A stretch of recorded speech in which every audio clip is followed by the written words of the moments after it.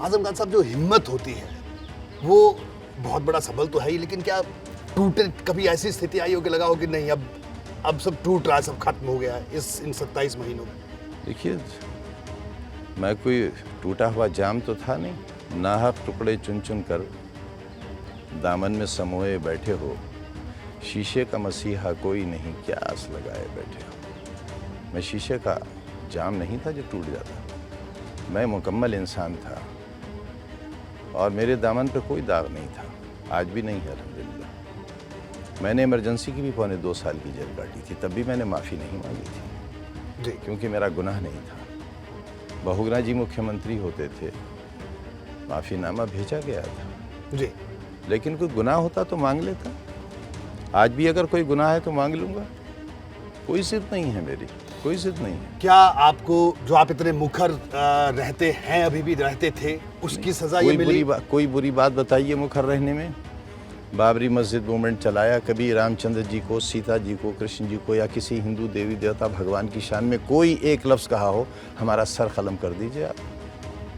जी। क्या हमारा दिल नहीं दुखेगा जब हमारे प्रॉफिट की तौहीन की जाएगी? यही होंगे इंसानी रिश्ते, इसी तरह हम मुल्क को एक रखेंगे। आजम खान साहब, मैं फिर से वही सवाल, आपने हालांकि मुझे थोड़ा सा जवाब भी दिया उसका, लेकिन मैं ये जानना चाह रहा हूँ कि ऐसा क्यों, किसी इतने मुकदमे सिर्फ और सिर्फ आप पर और आपके परिवार पर? क्योंकि राजनीतिक अदावत और लोगों से भी हो सकती है, लेकिन क्या आजम खान इतना बड़ा रोड़ा किसी को लग सकते हैं? 2 विश्वविद्यालय बने इस देश में आज़ादी से पहले जी, जो कि कॉलेजेस थे। जी बिल्कुल। एक था बनारस BHU और दूसरा Mohammedan Anglo Oriental college Aligarh, जी, जो सर सैयद ने बनाया, एक मदन मोहन मालवीय जी ने बनाया। जी बिल्कुल। आज़ादी के बाद सैकड़ों यूनिवर्सिटियां हिंदुस्तान में बनी, जी, पूंजीपतियों ने बनाई, उनका बिजनेस था, जी, आज भी हैं। लेकिन दामन फैलाकर, प्याला ले जाकर, भीख मांगकर, रोकर, जी, मैंने चंदा मांगकर विश्वविद्यालय बनाया, जो आज़ादी के बाद पहला विश्वविद्यालय और शायद आखिरी है अब तक का। जी, और विश्वविद्यालय भी बहुत शानदार बनाया है, आप देखेंगे आपका दिल खुश होगा। जी बिल्कुल। मैंने जो स्कूल बनाए हैं, यहाँ सेंट मैरीज, मोदी और सेंट पॉल के बच्चे टॉप नहीं करते हैं, मेरा 20 रुपए की फीस का बच्चा टॉप करता है, हर बच्चे टॉप करती है। सर सैयद ने जो यूनिवर्सिटी बनाई थी, या जिसका इरादा उनका था, वो उनकी ज़िंदगी में पूरा नहीं हुआ। जी, उनके इंतकाल के तकरीबन 24 बरस बाद ब्रिटिश गवर्नमेंट ने मोहम्मदन एंग्लो ओरिएंटल कॉलेज को यूनिवर्सिटी बनाया। जी, बनारस हिंदू यूनिवर्सिटी को ब्रिटिश गवर्नमेंट ने यूनिवर्सिटी बनाया। जी, आज़ाद हिंदुस्तान में नहीं हुआ ये काम। दोनों यूनिवर्सिटीज़ ब्रिटिश गवर्नमेंट ने बनाई, जो ज़ाती लोगों ने तैयार की थी। जी, मदन मोहन मालवीय जी को जो ज़मीन मिली थी वो राजा साहब ने दी थी। जी बिल्कुल।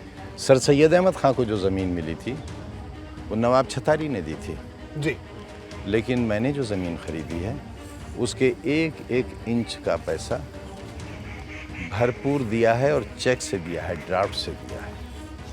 उसके बाद भी मैं गुनहगार हूँ। 4.25 बीघा, जिसमें सिर्फ 2 बीघा बचता है, 2.25 बीघा दीवार के बाहर है, उसके लिए मैं माफिया कहलाया गया। है ये न्याय मेरे साथ? ये न्याय है? ये है गुनाह दरअसल मेरा। मेरा घर गली में क्यों है? आलीशान कोठी क्यों नहीं है? शान व शौकत क्यों नहीं है? ज़िंदगी अय्याशाना क्यों नहीं है? आवारगी क्यों नहीं है? मैं बार क्यों नहीं जाता हूँ? मैं डांस क्लब क्यों नहीं जाता हूँ? मैं इतनी बार चुना गया और अभी तक कुर्ता पजामा और बंडी में हूँ और गली में रहता हूँ, जिसमें हवा नहीं आती, ऐसे घर में जिसका कोई लॉन नहीं है, जिस घर में गैरेज नहीं है। यह है गुनाह हमारा। जो लोग हमसे, आप जैसे भले लोग मिलने आते हैं, वो जो मुमताज़ पार्क था जिसका नाम बदल दिया गया है, नाम ही बदले गए हैं, यहाँ ईंटें उखाड़ी तो गई हैं, लगी एक भी नहीं है अभी तक। लोग उस मुमताज़ पार्क के गेट पर जाकर घंटी तलाश करते थे कि ये आज़म खां का घर होगा। तो लोग कहते थे ये आप क्या ढूंढ रहे हैं, समझ जाते थे। तो उन्होंने कहा भाई वो कोई बैल नहीं है, ये आज़म खां का। वो कहा नहीं ये नहीं है, गली में जाइए। तो कहा वहाँ तक तो कार नहीं जाएगी। तो कहा नहीं, पैदल जाएंगे। ये है गुनाह। आजम खान साहब देखिए, जब मुश्किल वक्त में होता है और वो आज भी है। जी मैं जमानत पर हूँ, बरी नहीं हुआ हूँ। जी बिल्कुल।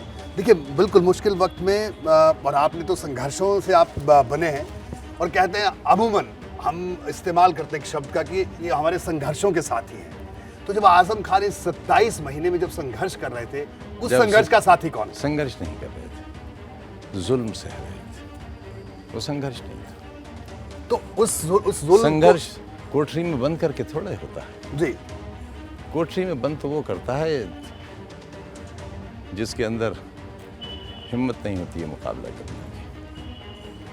मैदान में होता है संघर्ष। वो होने वाला भी 8/11 की कोठरी में बंद कर दिया था, तब भी इस जीवन में सबसे ज्यादा वोटों से जीता था। जी। और इंतजार है, पता नहीं क्या जुल्म फिर शुरू हो जाए।